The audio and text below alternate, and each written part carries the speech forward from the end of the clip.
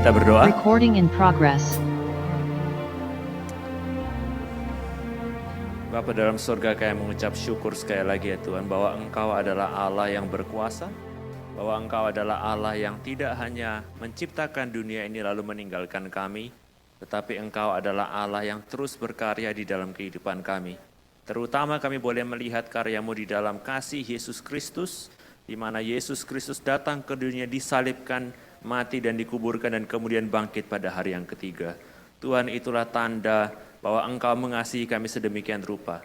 Tapi tidak hanya itu, Engkau juga mencurahkan roh-Mu kepada setiap daripada kami yang percaya, agar kami tidak pernah sendiri dalam dunia ini ya Tuhan. Sekarang tibalah saatnya bagi kami untuk mendengarkan firman-Mu ya Tuhan.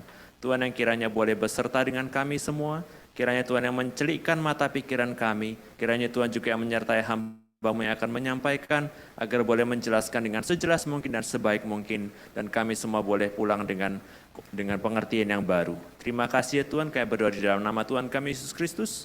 Amin. Selamat pagi semuanya.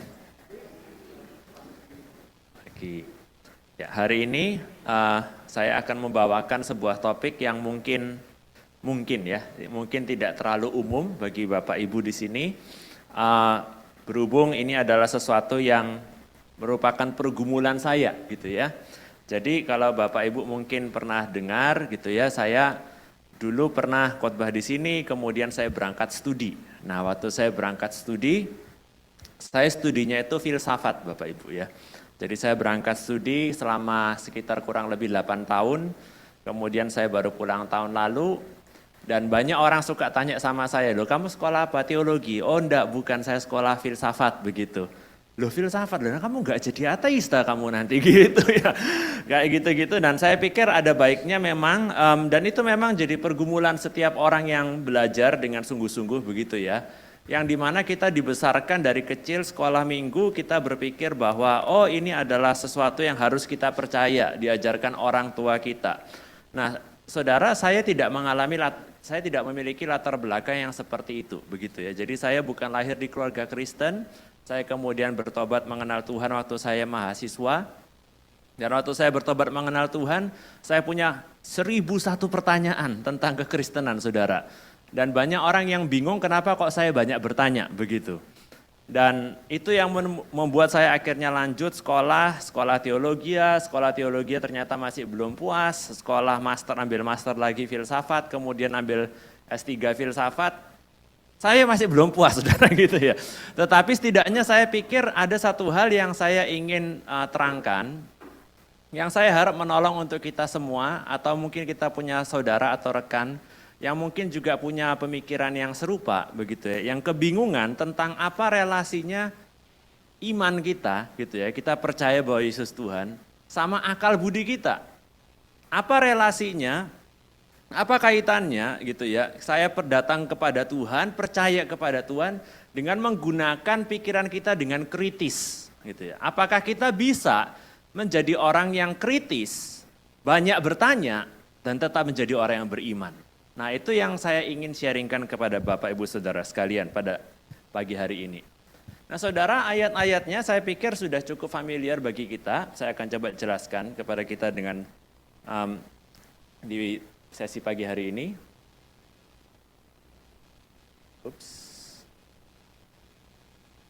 Mungkin PowerPoint saya animationnya tidak ada, boleh tolong di next kan?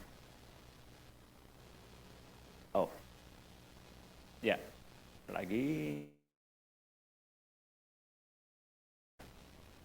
Oh ini saya salah pencet kali ya. Ternyata atas itu kesalahan terletak pada saya gitu. Ternyata turun itu maksudnya maju begitu ya. Saya baru tahu kalau turun itu maju. Begitu. Saudara, ayat-ayatnya sudah kita kenal semua ya. Yuk kita baca bersama-sama karena juga tidak panjang gitu ya. Yang Markus 12 ayat 30, mari kita baca bersama-sama. Kasihilah Tuhan Allahmu dengan segenap hatimu, dan dengan segenap jiwamu, dan dengan segenap akal budimu, dan dengan segenap kekuatanmu. Kemudian yang Roma 12 ayat 2, janganlah kamu menjadi serupa dengan dunia ini, tetapi berubahlah oleh pembaharuan budimu, sehingga kamu dapat membedakan manakah kehendak Allah, apa yang baik, yang berkenan kepada Allah, dan yang sempurna. Demikianlah firman Tuhan. Saudara-saudara, Kita kenal ya dua ayat ini ya, saya yakin orang-orang yang datang ke Oikos pasti rajin baca Alkitab begitu ya. Dan minimal setidaknya sampailah Injil Markus saudara. Gitu ya. Kalau kita mulai dari Matius sampailah Injil Markus begitu. Nah sampai kita Wahyu itu cerita lain saudara ya. Nah kemudian yang surat Roma ini ya juga mungkin sampailah saudara kita kalau baca berurutan begitu. Nah saudara yang saya mau terangkan di sini adalah di Markus 12 ayat 30 ini adalah ayat yang kita semua tahu. Siapa yang menyampaikan ini saudara? Tuhan Yesus, betul ya saudara ya. Tuhan Yesus ditanya kepada dari orang-orang bahwa apa hukum yang terutama. Lalu dia mengatakan bahwa hukum yang terutama, tentu saja nanti ada hukum yang selanjutnya, tapi kita fokus ke yang pertama. Kasihilah Tuhan Allahmu dengan segenap hatimu, sampai sini semuanya oh ya hati. Segenap jiwamu, oh oke. Tapi kemudian dia tambahkan dengan segenap akal budimu dan dengan segenap kekuatanmu. Saudara, Tuhan Yesus mengatakan bahwa kalau kita datang kepada Tuhan, kita tidak hanya datang dengan segenap jiwa. Dan itu penting saudara ya, jadi bukan berarti tidak penting untuk datang dengan segenap jiwa kepada Tuhan. Bukan berarti tidak penting dengan datang kepada Tuhan dengan segenap hati. Tentu saja itu penting lah, Tuhan Yesus katakan. Tapi saya khawatir saudara-saudara bahwa banyak orang melalaikan bagian kasihilah Tuhan Allahmu dengan segenap akal budi. Gitu ya. Padahal ini jelas-jelas nyata-nyata diperintahkan oleh Tuhan Yesus sendiri. Dan saudara kemudian Roma 12, di sini yang menuliskan adalah Paulus. Paulus mengatakan janganlah kamu menjadi serupa dengan dunia ini, tetapi berubahlah oleh pembaharuan budimu. Sehingga kamu dapat membedakan manakah kehendak Allah, apa yang baik, yang berkenan kepada Allah, dan yang sempurna. Saudara pada bagian ini Paulus ingin menyampaikan apa? Dia ingin mengatakan begini. Kita semua sudah menjadi orang Kristen. Tetapi masalahnya adalah apa yang membuat kita berbeda dengan orang-orang yang bukan Kristen. Gitu ya. Dan Paulus pada masa itu hidup, gereja tidak banyak, gereja mungkin cuma 1-2 biji begitu ya. Karena memang dia yang juga barusan mulai menanamkan gereja di kanan kiri. Dan kemudian orang-orang jadi banyak bertanya-tanya, loh kalau gini boleh enggak, kalau gitu boleh enggak? Nah itu pertanyaan yang umum ya, kalau orang baru percaya Tuhan Yesus selalu bertanya, kalau begini boleh enggak, kalau begitu boleh enggak? Kalau minum anggur boleh enggak? Kalau anggurnya ada alkoholnya boleh enggak? Nah gitu-gitu saudara ya, boleh saudara.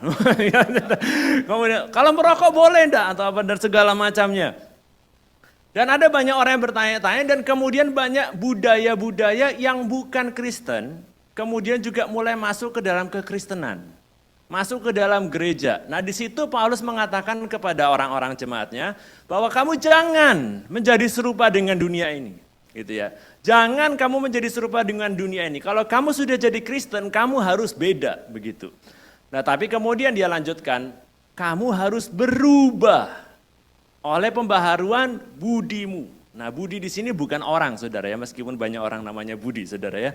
Tapi yang dimaksud di sini adalah akal budi, saudara-saudara.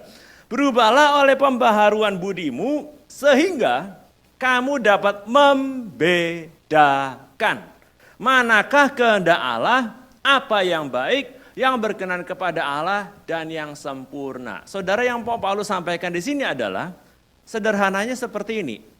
Kalau Anda sudah percaya Tuhan Yesus, baik. Anda sudah menerima Roh Kudus, baik. Tapi itu tidak selesai sampai di situ. Ada juga yang harus berubah di dalam hidup Anda.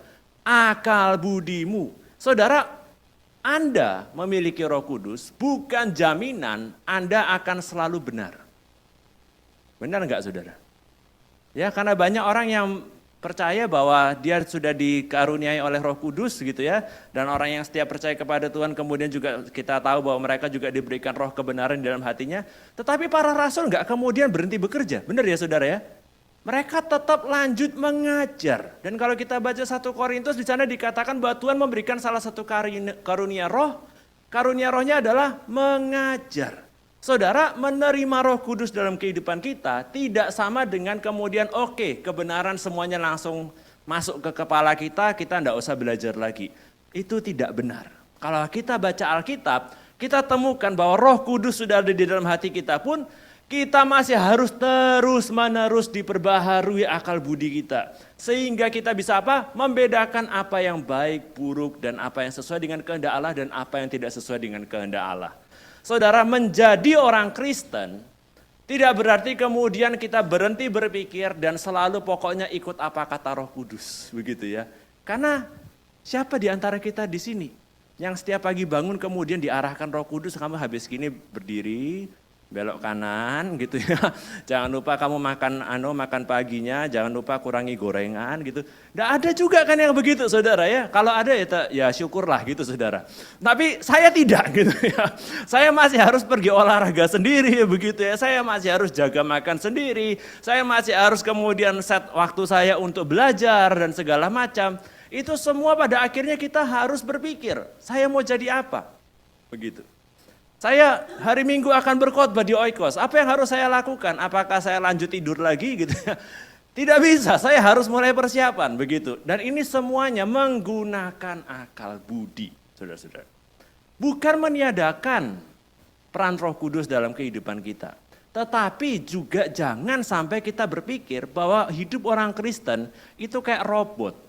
Hanya sekedar diperintahkan apa kata Roh Kudus. Kekristenan juga mengatakan bahwa kita harus berubah pembaruan akal budi, mengasihi Allah bukan sekedar ya pokoknya mencintai Tuhan lah, kemudian berhenti pakai kepala kita. Tidak saudara-saudara ya, itu yang mau saya tekankan. Nah tapi kemudian bagaimana dengan keberatan-keberatan seperti ini? Jangan terlalu banyak pakai logika, nanti kamu jadi ateis. Nah saudara, satu sisi kan kita lihat ya tadi ya, apa itu?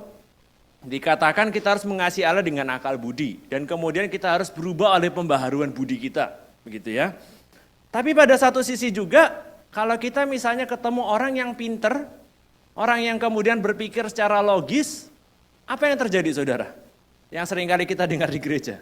Orang-orang bilang sudah jangan terlalu banyak pakai logika. Nanti kamu lama-lama jadi ateis loh. Contoh-contohnya ya. Tuhan itu kan baik.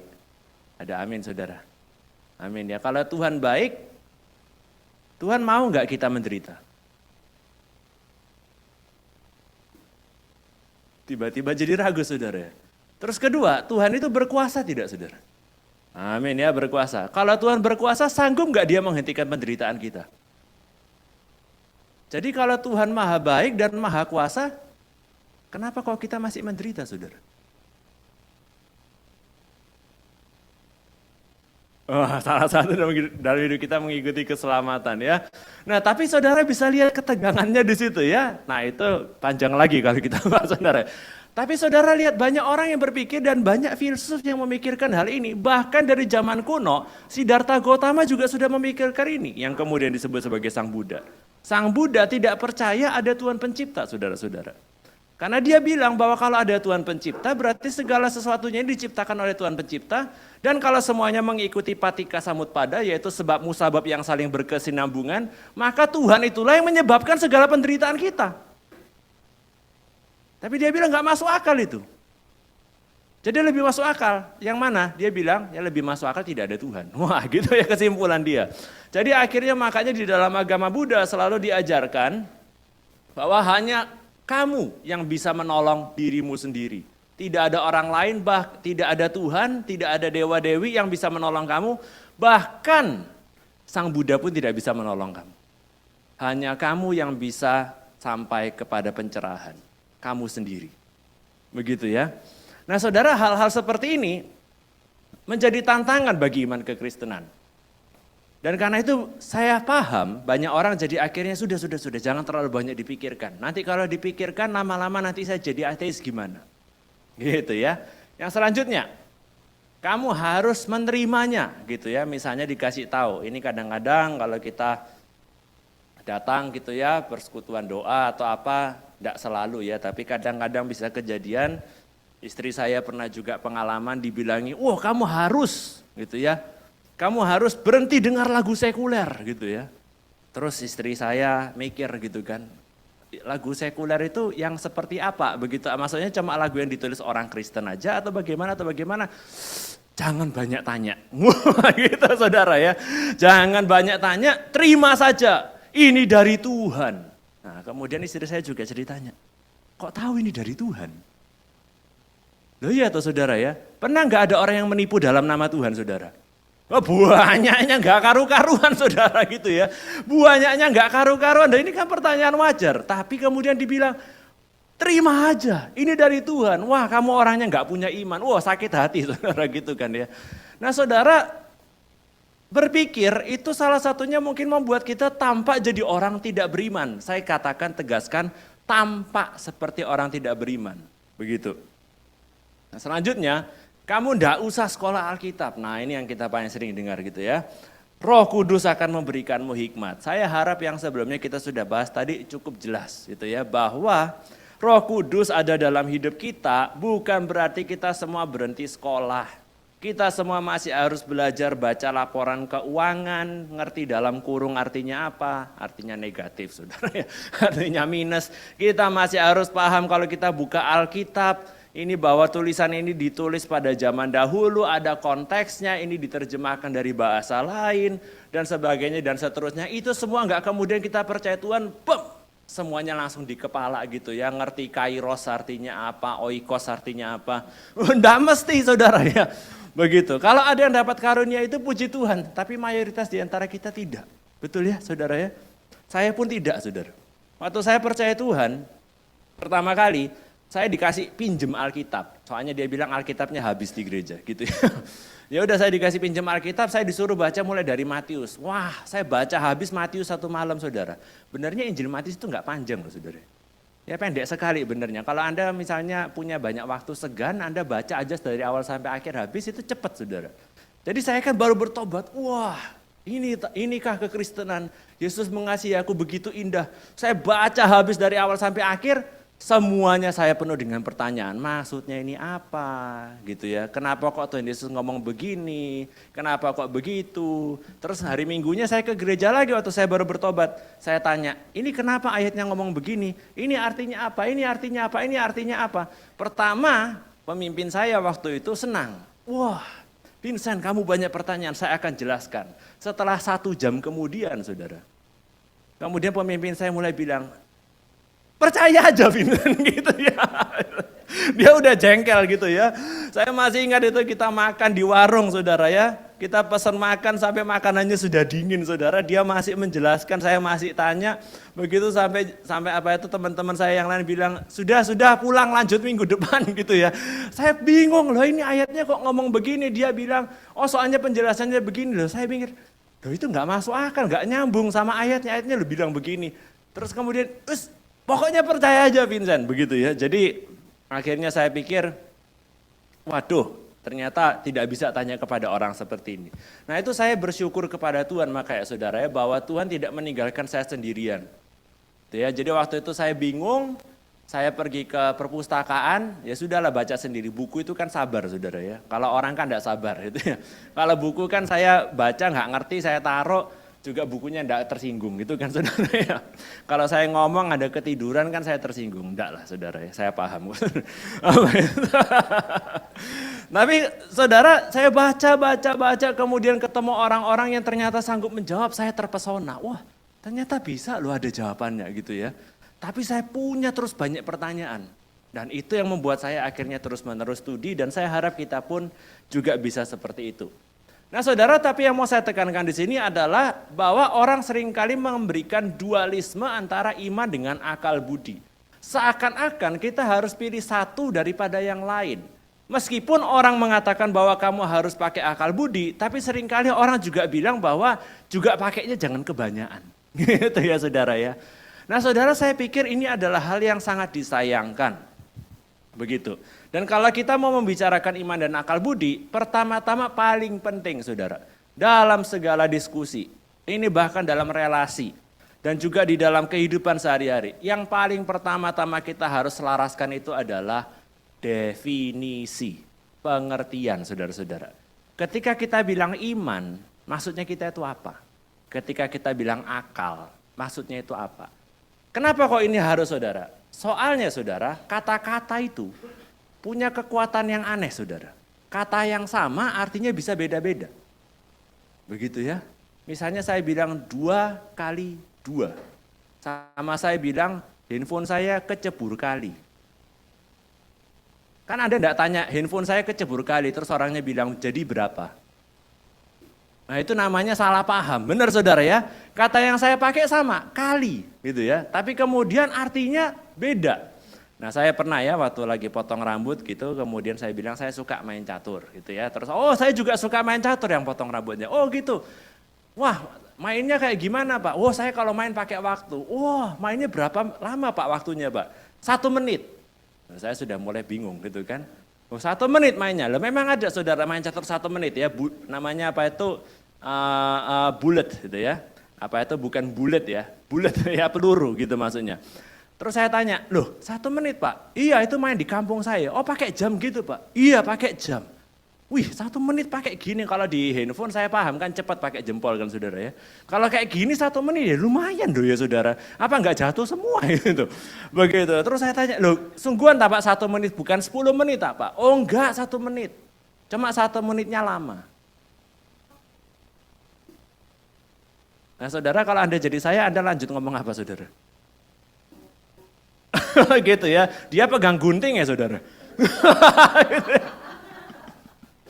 1 menitnya lama saya, loh kayaknya kita ngomongnya beda ini ya. Sebenarnya kita ngomong kata yang sama menit, kayaknya pengertian kita menit agak berbeda saudara. Ini menit ada yang lama, ada yang cepat, ini maksudnya bagaimana begitu saudara. Nah saudara demikian pula iman dengan akal budi, pertama-tama kita perlu perjelas. Maksudnya iman itu apa? Maksudnya akal itu apa? Supaya kita nggak debat kusir. Begitu ya. Nah, saudara, saya pinjam dari David Clark di sini. Iman itu punya minimal 3 pemahaman, itu ya, 3 pengertian, 3 arti.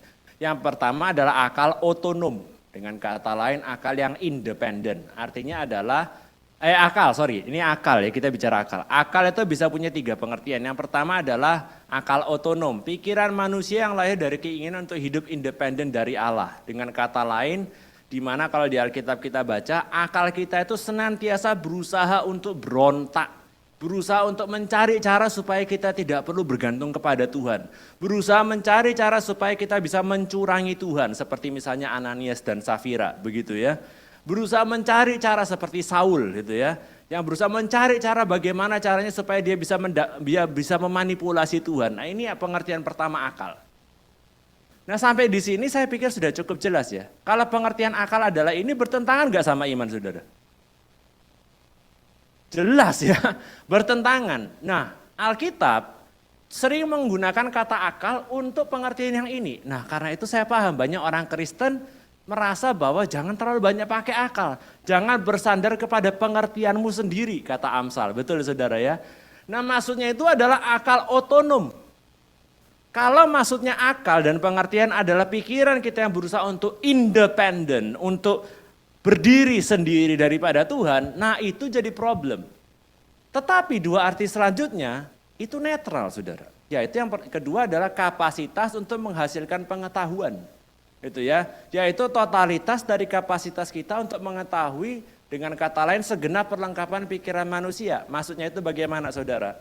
Maksudnya itu begini, Anda datang ke toko terus Anda tanya, ceketo saucian, gitu ya, ini berapa begitu, terus dia bilang 200.000. Waktu Anda bayar 200.000 dia bilang kurang. Terus Anda tanya enggak kurang berapa? Ya jangan saudara, jangan tanya, lah di awal dia bilang 200.000. Nah Anda bayar 200.000 dia bilang kurang, loh kok bisa kurang itu gimana, harganya loh sudah benar begitu. Dia bilang oh harganya 250.000. Nah Anda kan pakai akal kan, 200.000 sama 250.000 sama enggak saudara? Ya beda saudara gitu ya. Loh tadi kamu bilang 200.000, nah ini kita pakai akal. Begitu. Kemudian misalnya Anda mau beli sesuatu, Anda lihat gitu ya, sekarang kan kalau beli barang dari dulu sebenarnya ya. Di sini ada orang jual apa itu laptop, di sini juga jual laptop, sini juga jual laptop begitu. Ada 3 laptopnya, atau kalau enggak laptop mobil. Anda mau beli mobil, mobil kan banyak produsennya gitu kan, ada Toyota, Honda, ada BYD, apa segala macam. Sales itu kan menjelaskan kepada kita, ini mobil bagus begini, begini, begini, begini. Nah siapa di antara kita yang kemudian ya sudahlah beli aja? Ya enggak ada saudara, saya harap tidak ada gitu ya. Kalau ada ya puji Tuhan, Anda diberkati Tuhan luar biasa gitu ya. Kalau saya mikirnya lama saudara itu ya. Soalnya yang keluarnya nolnya banyak saudara. Betul ya saudara ya. Waktu mau beli saya jadi mikir, oh ini apa, harga jualnya berapa, begitu ya, cocoknya pakai bagaimana. Ini adalah kapasitas akal yang umum yang kita semua punya. Dalam mencari pengetahuan, kita mau tahu bensinnya ini habisnya bakal banyak atau tidak. Kita beli mobil listrik, kita mau tahu kalau misalnya nge-charge harganya berapa. Kita beli barang, kita mau tahu harga belinya berapa, nanti bisa harga jualnya berapa. Ini kapasitas akal budi secara umum. Ini yang kita pakai waktu kita sekolah. Nah saudara, apakah pengertian kedua ini bertentangan dengan iman? Jawabannya tidak. Karena kita semua sedang mendengarkan dan menggunakan akal budi kita, saudara. Anda sedang mendengarkan rangkaian kata-kata saya dan Anda kemudian memikirkan sambung-sambungannya ini sama ini bagaimana. Jadi pengertian kedua ini seharusnya tidak bertentangan dengan iman.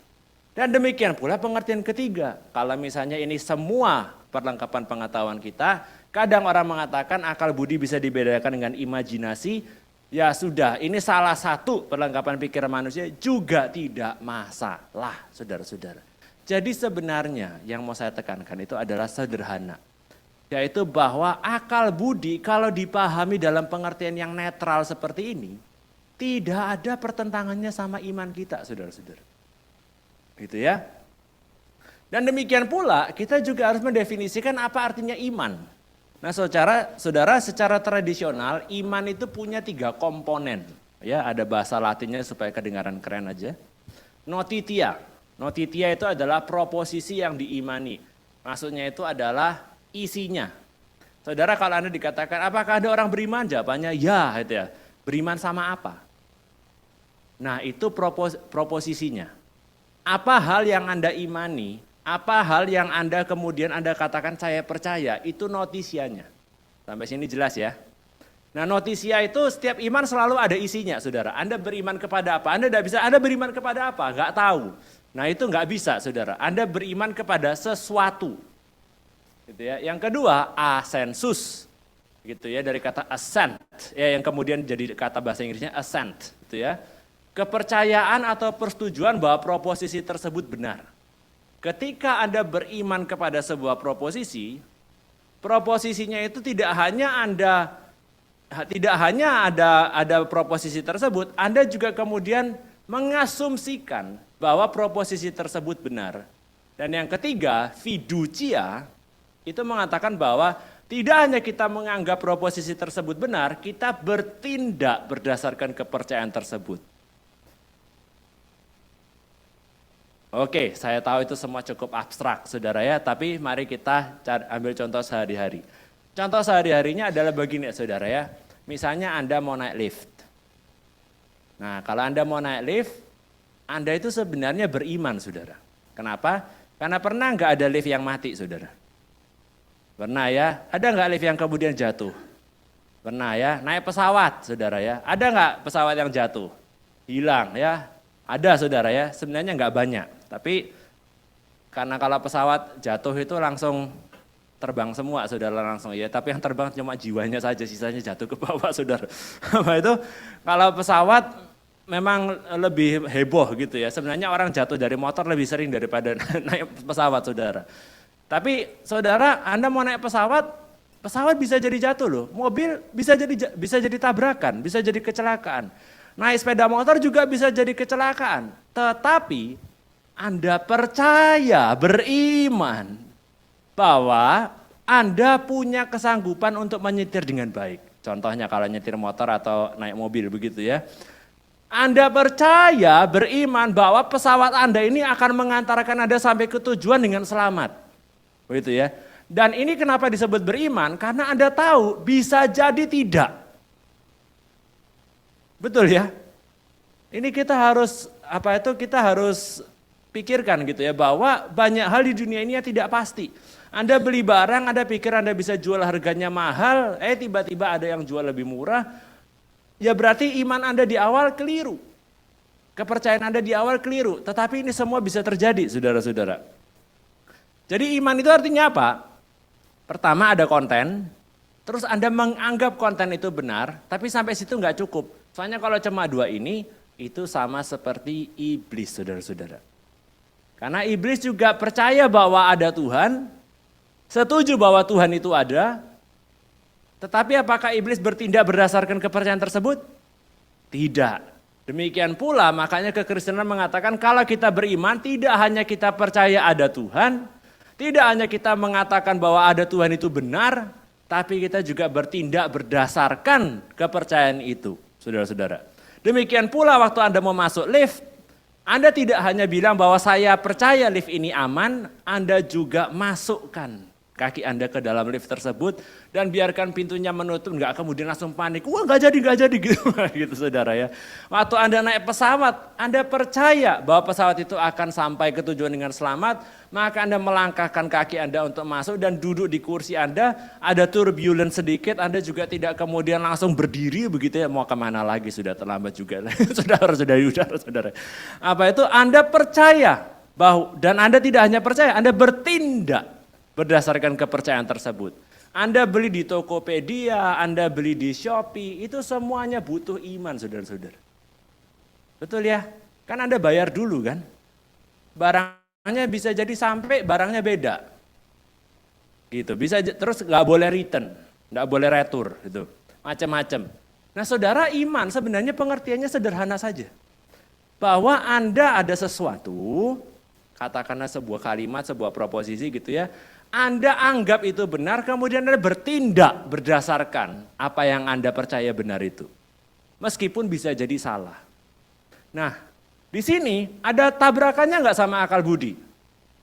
Jawabannya tidak. Akal budi kira-kira bakal dipakai di mana, saudara?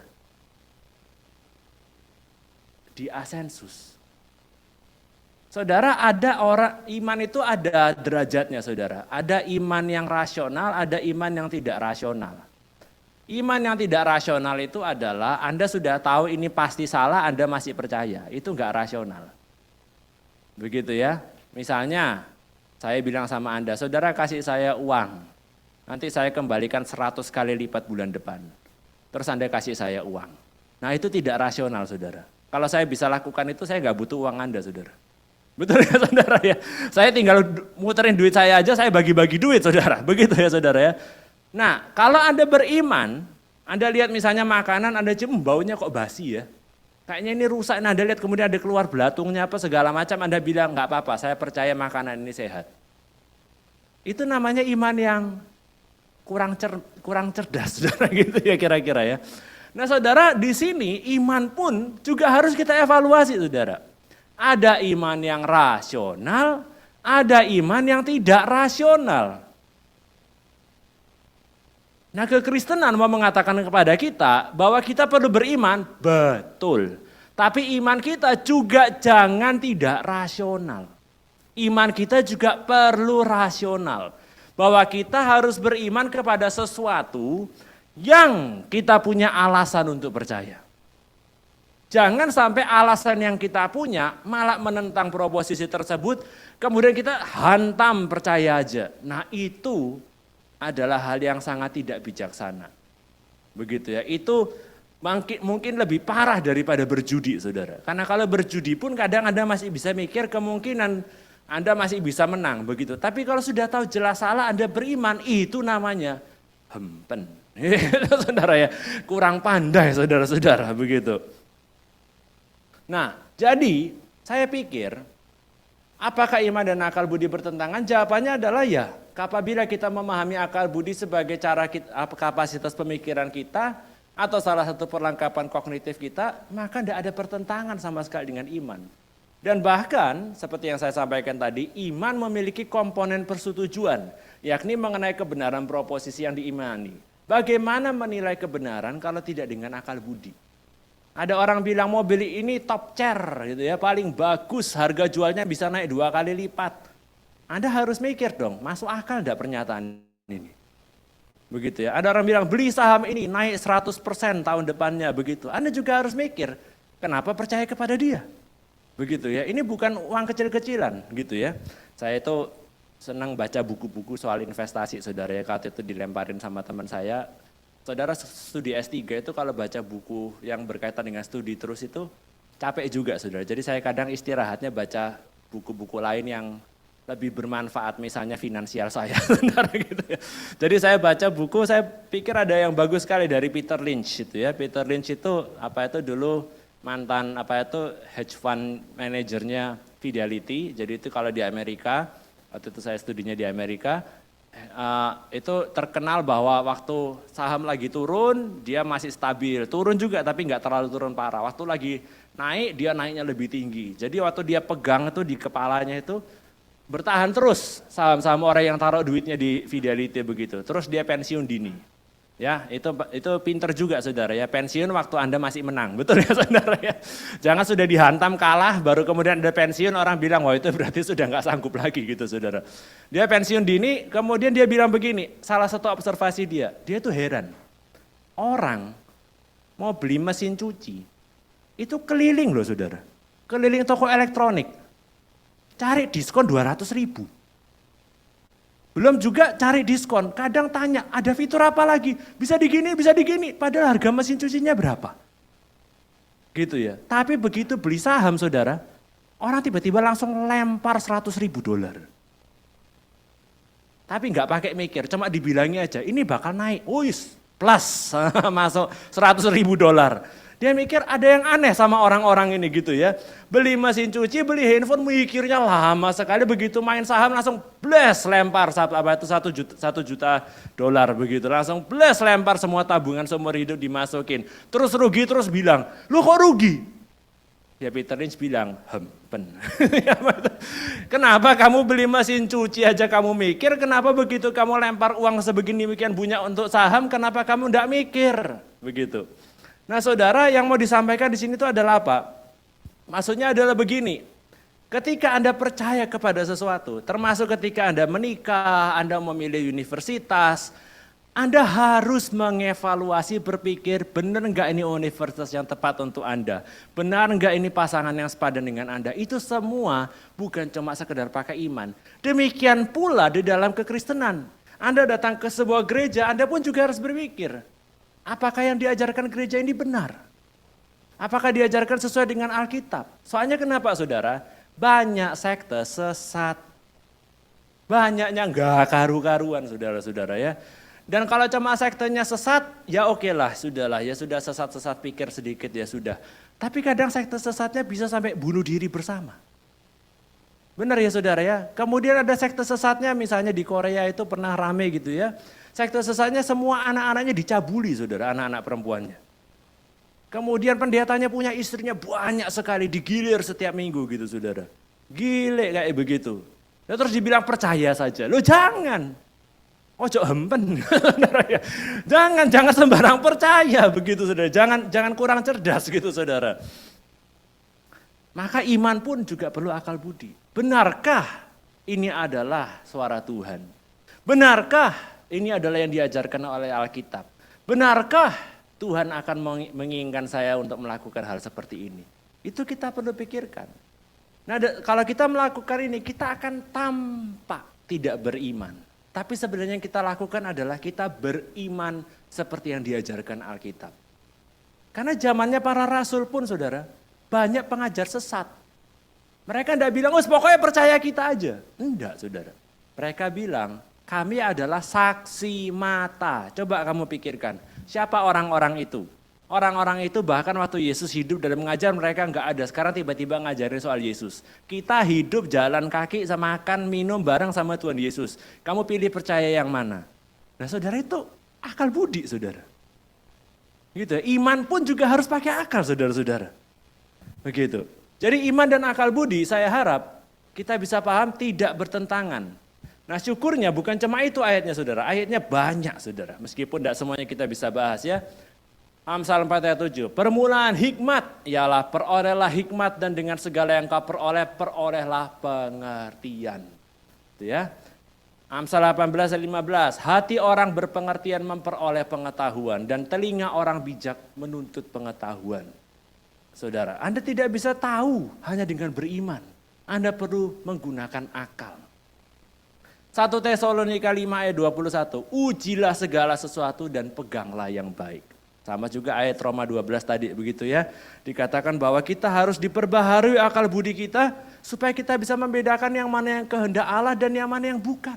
Yang mana yang baik dan yang mana yang buruk. Supaya kita jangan jadi serupa dengan dunia ini. Begitu. Nah, ada yang mengatakan bahwa akal budi itu kan juga dikatakan jangan dipakai di Alkitab. Nah, kita cuma bisa bahas sedikit saudara-saudara ya. Saya juga tidak ingin ini jadi kemudian jadi kelas kuliah gitu. Tapi meskipun baunya seperti itu saudara ya. Tapi sedikit saja yang saya bahas. Yang orang suka bilang jangan pakai akal, itu misalnya Kolose 2 ayat 8. Itu ya, di sana dikatakan jangan kamu ditawan oleh filsafat palsu. Itu ya. Nah, saudara yang perlu kita tekankan di sini adalah itu bukan filsafat secara umum. Dan pengertian filsafat di sini tampaknya adalah artinya dalam sebuah wawasan dunia. Nah, singkatnya adalah seperti ini saudara. Ketika Paulus mengatakan jangan kamu tertawan oleh filsafat palsu, asumsinya adalah ada filsafat yang tidak palsu. Kalau ada yang KW, ada yang ori gitu ya saudara ya. Sederhananya begitu, Paulus hanya sedang mengatakan bahwa jangan kamu tertelan oleh filsafat-filsafat pada masanya dia. Pada masa itu ada banyak filsafat saudara ya, apalagi di Yunani ya, ada filsafatnya Plato begitu ya, yang saya juga harus baca dan pelajari, Aristoteles, macam-macam. Pengajaran mereka macam-macam saudara. Ada Anaxagoras, ada pokoknya Pitagoras, Epicurus, macam-macam. Itu mereka punya banyak sekali pemikiran filsafat. Paulus mengatakan jangan sembarang ikutan filsafat. Tapi carilah filsafat yang benar. Ya, karena filsafat penekanannya selalu adalah akal budi, saudara-saudara. Jadi Kolose 2 ayat 8 tidak bertentangan dengan akal budi. Nah, 1 Korintus 1 sampai 2 Anda mungkin akan berpikir, itu kalau Anda mau baca ayatnya, Paulus itu sedang bicara bahwa ada orang-orang yang datang kepada kamu dengan hikmat, tapi kami datang kepada kamu dengan kuasa.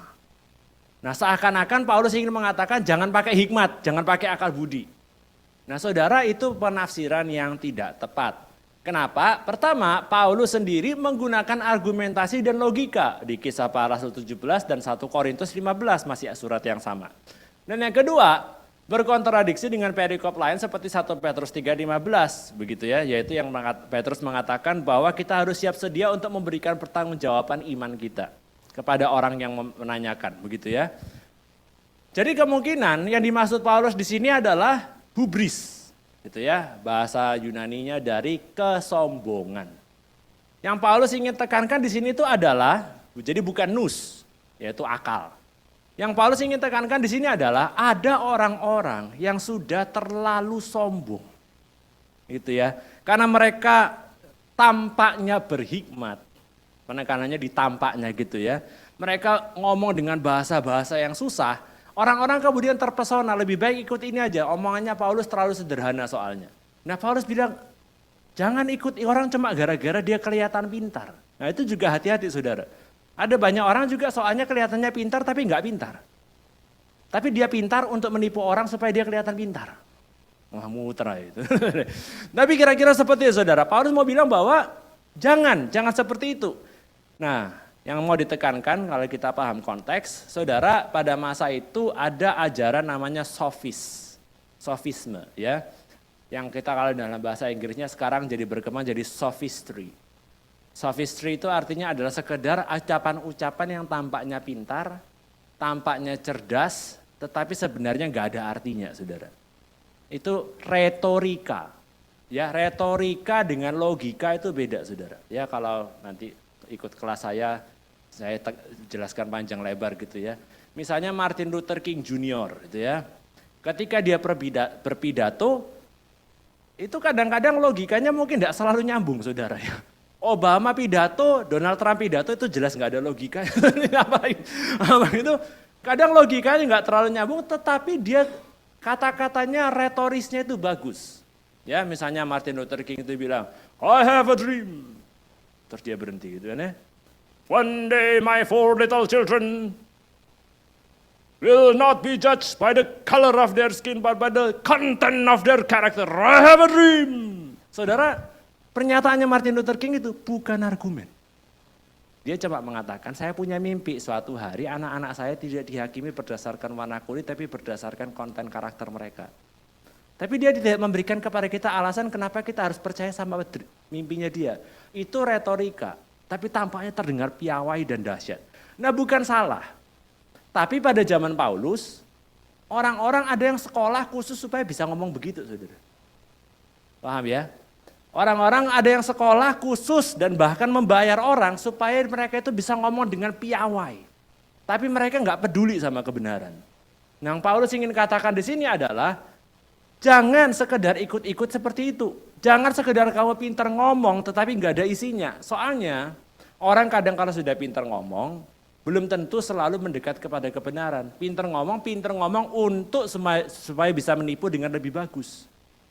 Nah itu yang Paulus ingin tekankan, jangan yang seperti itu. Tapi Paulus tidak menentang penggunaan akal budi. Soalnya kita sudah lihat ayatnya banyak yang lain-lainnya gitu ya. Yang Paulus mau tekankan hanyalah ada pengajar-pengajar di Korintus itu yang sekedar masuk dan membuat orang, wah kok keren dia gaya ngomongnya apa segala macam. Kemudian mereka akhirnya ikut-ikut orang itu. Paulus bilang dia kalau khotbah membosankan sampai ada orang yang ketiduran kemudian jatuh gitu kan ya. Begitu. Tapi dia mau mengatakan bahwa yang kusampaikan ini betul-betul dari Tuhan. Kamu jangan cuma terbawa. Jadi termasuk juga ya pendeta. Kalau ada pendeta yang tampaknya meyakinkan juga belum tentu benar. Ada pendeta yang membosankannya nggak karu-karuan, belum tentu juga dia apa yang dia sampaikan salah. Jadi jangan lihat itunya, lihat isinya. Itu yang terpenting saudara-saudara. Jadi seperti itu. Nah, saya akan cepat saja di sini ya sebelum kita mengakhiri. Kritik-kritik lain. Ada yang bilang akal budi tidak menyelamatkan. Nah ada juga yang bilang akal budi itu menyelamatkan saudara-saudara. Khotbah dan penginjilan itu juga tidak menyelamatkan. Yang menyelamatkan hanya Roh Kudus. Jadi jangan bilang akal budi nggak menyelamatkan. Jadi nggak usah pakai akal budi. Lo ya salah. Saudara ya. Itu kalau kita mau pakai logika kayak gitu kita juga bilang ya udah nggak usah khotbah, nggak usah penginjilan juga. Begitu. Selanjutnya. Ada hal-hal yang tidak bisa dicapai oleh akal. Jawabannya betul sekali. Gitu ya. Demikian pula ada hal-hal yang tidak bisa dipersepsi oleh indera kita, tapi bukan berarti indera kita tidak berguna. Akal budi punya keterbatasan tidak sama dengan akal budi tidak berguna sama sekali. Maksudnya itu adalah seperti apa saudara? Maksudnya begini, kadang-kadang orang kalau di dalam dunia keimanan gitu ya, suka bilang bahwa ini sudah enggak pakai akal budi lagi. Sudah melampaui akal. Nah kadang-kadang benar, ini sudah bukan hal yang bisa dicapai oleh akal. Tapi kadang-kadang orang itu bilang ini sudah nggak pakai akal. Padahal sebenarnya masih bisa pakai akal, saudara. Kalau katanya seorang filsuf ya, namanya William Lane Craig, filsuf Kristen ya, dia bilang, kadang orang suka bilang ini sudah nggak bisa dipakai akal. Seringkali bukan karena dia betul-betul topiknya itu sudah nggak pakai akal, tapi karena dia sudah malas saja. Udah malas menjelaskan lagi saudara. Ini sudah nggak pakai akal. Nah saudara, akal budi ada keterbatasan jelas itu ya. Tapi bukan berarti kemudian sedikit-sedikit semuanya nggak usah pakai akal. Jangan saudara-saudara. Akal budi bisa salah, jawabannya iman juga bisa salah. Kita bisa salah beriman, itu ya, iman kepada sekte, ajaran sesat bisa juga. Indera juga bisa salah, tapi bukan berarti iman dan indera kita tidak berguna. Demikian pula. Nah, dosa membuat akal budi kita tidak bisa dipercaya. Masalahnya adalah saudara, ini bisa kalau dipahami secara absolut bisa menjadi kontradiktif. Kontradiktif itu artinya bertentangan secara logika. Saya kasih contoh kontradiksi ya. Kontradiksi itu misalnya saya bilang, saya manusia saudara.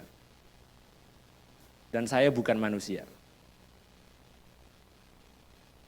Kalau misalnya saya ngomong lagi ya, segitiga itu punya 4 sisi.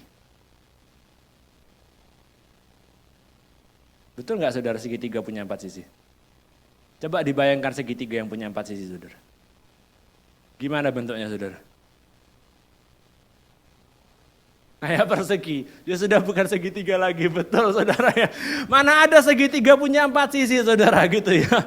Nah demikian pula apa itu, ini 2 tapi bukan 2. Ini benar tapi ini tidak benar. Itu namanya kontradiksi saudara. Nah ketika dia mengatakan bahwa dosa berdampak secara absolut kepada akal budi kita, kita harusnya tanya balik sama dia. Jadi kamu pakai akal budi kamu atau tidak barusan? Kalau dia bilang iya, loh katamu akal budi kamu juga terpengaruh oleh dosa. Terus kenapa saya percaya kamu? Kalau dia bilang tidak, juga, lah berarti kamu cuma ngomong tok. Kenapa saya percaya sama kamu? Begitu saudara ya. Jadi apakah benar dosa punya pengaruh terhadap pikiran kita? Jawabannya benar. Tetapi bukan berarti kemudian sampai kita nggak bisa mikir lagi. Orang bukan Kristen pun bisa lebih pintar daripada orang Kristen. Betul saudara? Betul sekali, banyak sekali. Orang bukan Kristen, ateis, nggak percaya Tuhan, lebih pintar dari orang Kristen. Banyak saudara, banyak sekali. Jadi yang mau saya tekankan di sini adalah meskipun orang itu berdosa, bukan berarti kemudian akal budinya hancur total. Jadi jangan mengatakan bahwa jangan pakai akal budi karena itu dipengaruhi oleh dosa. Tidak mesti saudara, nggak sampai seabsolut itu. Nah, saya cepat saja ya. Akal budi misalnya membuat jadi sombong, merasa diri benar. Nah jawabannya saudara adalah sombong itu sikap hati saudara. Dan juga orang bodoh pun itu bisa jadi sombong. Betul nggak saudara? Betul ya, tiba-tiba kok semangat sekali saudara. Tidak ada salahnya juga merasa diri benar saudara. Yang salah adalah selalu merasa diri benar. Tapi ini juga cuma soal sikap hati, bukan soal akal budi. Gitu ya. Saudara, saya kasih contoh itu suka kayak begini. Misalnya Anda di kelas gitu ya, Anda masih sekolah, saya tahu sudah lama enggak sekolah mayoritas di antara Bapak Ibu gitu ya. Tapi misalnya Anda di kelas gitu ya, terus satu kelas itu semuanya kurang pandai semua saudara. Ya, enggak ada yang niat belajar semua begitu ya, kayak sekolah saya dulu gitu ya. Enggak ada yang niat belajar semua, semuanya cuma niat cari contekan saudara. Dan kemudian Anda kan rajin belajar, Anda belajar sendiri gitu. Terus dibilang sama teman kamu, rajin rek belajar rek. Gitu ya, banyak belajar kamu, wah kamu sudah enggak temen, kamu sudah bukan konco kamu sudah nanti jadi sombong kamu, nanti kamu merasa diri kamu benar kamu. Nah apakah saudara kayak gini? Ya sudah berhenti belajar aja. Kalau semuanya bodoh, saya juga ikutan bodoh. Nah itu namanya bodoh saudara-saudara. Begitu ya, jadi betul enggak orang yang belajar bisa jadi sombong? Betul sekali saudara-saudara, tapi bukan solusinya berhenti belajar. Betul nggak orang pakai akal budi bisa jadi sombong? Bisa. Tapi bukan berarti solusinya jangan pakai akal lagi kalau gitu. Bukan. Begitu. Itu sikap hati dan kenyataannya banyak orang yang tidak pakai akal budi, sombongnya lebih hebat daripada orang yang pakai akal budi, saudara. Dan yang kedua merasa diri benar. Banyak hal yang kita perlu merasa diri benar, saudara. Banyak ya, Anda pesan 3 menu atau bayar 2 juta. Lah Anda kan enggak kemudian begini, wah koreksi saya, salah saya di mana. Enggak ya, Anda harus merasa bahwa 3 menu apa ini gitu ya. Tahu, tempe, terong. Saya gena 2 juta ini kan Anda merasa diri Anda benar, enggak ada salahnya. Misalnya orang tanya sama saya, Bapak namanya Vincent, nama saya Vincent. Wih, sombong merasa diri benar. Loh ya enggak toh saudara. Merasa bahwa saya memang namanya Vincent, merasa terus saya parkir mobil, saya bilang, ini mobil Bapak. Iya, yakin mobil Bapak? Yakin, plat nomornya plat saya. Apakah saya kemudian jadi sombong, saudara? Tidak, ada hal-hal yang kita boleh merasa diri benar, saudara. Yang masalah adalah selalu merasa diri benar, tidak bisa dikoreksi lagi. Nah itu problem. Tapi merasa diri benar itu enggak apa-apa, saudara. Kita percaya Yesus adalah Tuhan dan Juru Selamat dan tidak ada jalan lain selain daripada Yesus Kristus, itu kita merasa diri benar. Tapi tidak masalah. Karena kita wajar untuk merasa bahwa diri kita benar. Enggak ada orang yang bisa hidup selalu merasa diri salah, saudara. Enggak ada, saudara. Anda bangun pagi, Anda lihat jam 2, wah jangan-jangan salah. Enggak, saudara. Ya jamnya bilang jam 2, ya jam 2. Ya itu sudah bukan bangun pagi lagi, saudara. Tapi ya kira-kira seperti itu. Terakhir. Akal budi membuat kita menjadi ragu. Jawabannya adalah keraguan itu baik saudara-saudara ya. Sampai batas tertentu itu baik. Itu sama kayak kalau kita olahraga. Olahraga itu baik gitu ya. Kalau Anda olahraga sampai teler terus besok lanjut lagi olahraga sampai teler lagi terus begitu itu sudah mulai tidak baik. Tapi ragu itu juga seperti itu. Ragu sedikit itu baik. Krisis itu adalah ibu dari pengetahuan. Anda jadi bingung, wah gimana ya, bertanya-tanya. Begitu. Dan itu adalah sesuatu yang baik untuk memicu Anda dan saya untuk belajar. Kalau Anda kemudian, iya ya jangan-jangan ini salah. Nah itu memicu kita untuk kemudian jadi penasaran bagaimana cara tahu apa yang benar. Jadi ragu itu baik, saudara. Nah kalau semuanya diragukan, nah itu problem. Tapi ragu sedikit itu baik saudara-saudara sebenarnya. Gitu ya.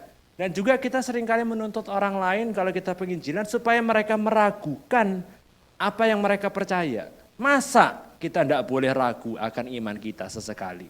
Sesekali boleh dong kita bertanya-tanya. Benar enggak ya kekristenan itu? Benar, kenapa kok saya percaya Yesus adalah Tuhan ya? Apa alasannya saya percaya Yesus adalah Tuhan ya? Benar enggak ya alasan saya ya? Teman saya loh, apa itu agama lain, tokonya rame terus. Saya pasang lagu rohani setiap hari toko saya. Tapi ya enggak datang orang. Saya yang salahnya di mana? Jangan-jangan salah di sini. Nah saudara itu pertanyaan yang sehat ya. Kita bertanya-tanya, jangan-jangan ada yang salah. Perusahaan selalu tanya gitu kan, penjualan menurun. Kenapa ya kok menurun? Kita enggak kemudian bilang pokoknya percaya saja. Ya enggak saudara. Ragu sesekali itu boleh saudara. Ya sehat. Kalau setiap kali selalu ragu sampai tidak bisa ngapa-ngapain, nah itu penyakit gitu ya. Itu perlu kita bicara lebih lanjut. Tetapi ragu sedikit itu selalu baik saudara-saudara. Nah saya mau tutup dengan puisi ya. Puisinya dari Peter Kreeft dan Ronald Tacelli. Mereka mau menyampaikan begini saudara. Jadi kalimat-kalimat mereka saya pikir baguslah untuk menutup khotbah saya pada hari ini. Akal budi adalah kawan dari otoritas ilahi yang tidak dapat menipu ataupun ditipu.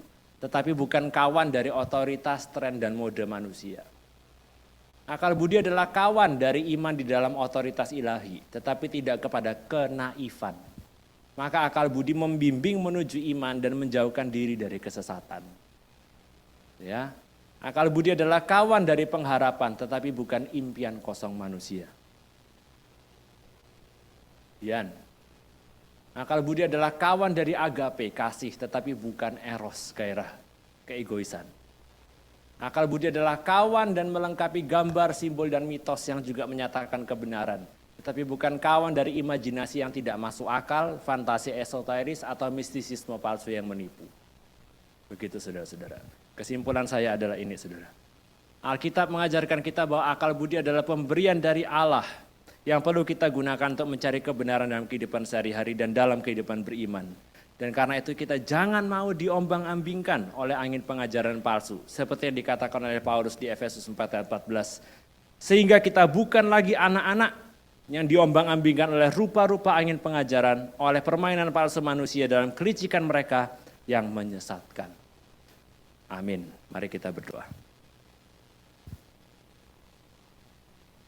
Bapa dalam surga, kami mengucap syukur pada siang hari ini kami boleh sama-sama belajar ya Tuhan tentang bagaimana firman-Mu menyampaikan kaitan antara iman dengan akal budi. Tuhan, jauhkanlah kami daripada kesalahan, jauhkanlah kami daripada kesesatan. Tolonglah kami ya Tuhan di tengah segala keterbatasan kami agar kami boleh menggunakan akal budi yang telah Tuhan berikan kepada kami dengan sebaik mungkin. Agar kami bisa menilai apa yang baik, apa yang buruk. Kami bisa menilai apa yang sesuai kehendak Allah dan apa yang tidak sesuai dengan kehendak Allah. Tuntunlah setiap daripada kami ya Tuhan, dan kami sadar bahwa kami lemah, tetapi bersama dengan Tuhan, Tuhan akan memampukan kami. Terima kasih Tuhan Allah kami yang hidup, kami berdoa mengucap syukur di dalam nama Tuhan kami Yesus Kristus. Amin.